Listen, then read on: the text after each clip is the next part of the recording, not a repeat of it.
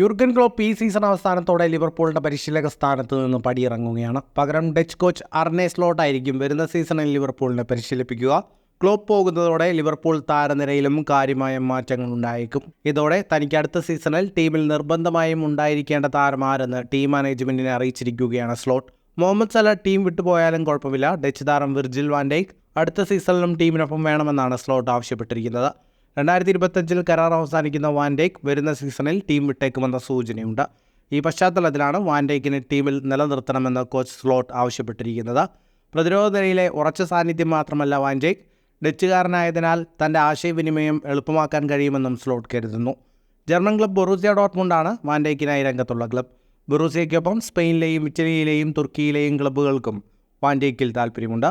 32-കാരനായ van ഡൈക്കിന് വരുന്ന ജൂലൈയിൽ 33 വയസ്സാവും. 2025 അവസാനിക്കുന്ന കരാർ പുതുക്കേണ്ടെന്നാണ് വാൻ ഡൈക്ക് ഏജന്റിനോട് പറഞ്ഞിരിക്കുന്നത്. ഈ സീസണിൽ ലിവർപൂളിനായി 45 മത്സരങ്ങളിൽ കളിച്ച വാൻ ഡൈക്ക് 4 ഗോളും 2 അസിസ്റ്റും സ്വന്തമാക്കിയിട്ടുണ്ട്.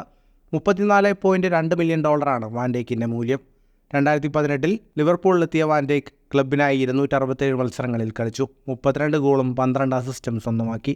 ഫുട്ബോൾ ലോകത്തെ കൂടുതൽ വാർത്തകൾക്കും വിശേഷങ്ങൾക്കുമായി സ്പോർട്സ് കഫേ പോൾ തന്നെ സബ്സ്ക്രൈബ് ചെയ്യുക.